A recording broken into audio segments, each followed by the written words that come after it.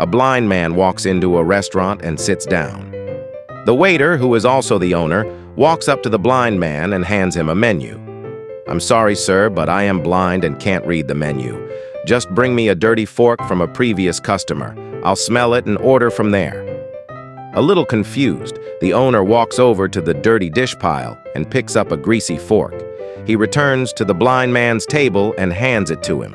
The blind man puts the fork to his nose and takes in a deep breath. "Ah, yes, that's what I'll have. Meatloaf and mashed potatoes." Unbelievable, the owner thinks as he walks towards the kitchen.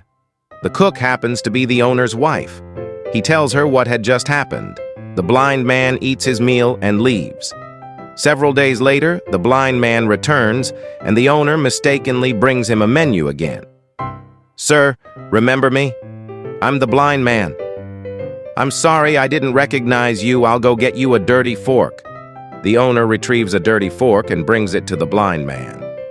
After another deep breath, the blind man says, "That smells great.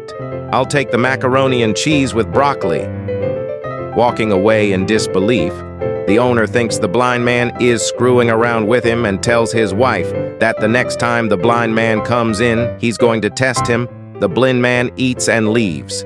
He returns the following week, but this time the owner sees him coming and runs to the kitchen. He tells his wife, "Mary, rub this fork on your panties before I take it to the blind man."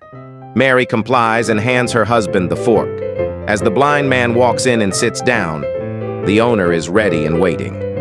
"Good afternoon, sir. This time I remembered you, and I already have the fork ready for you."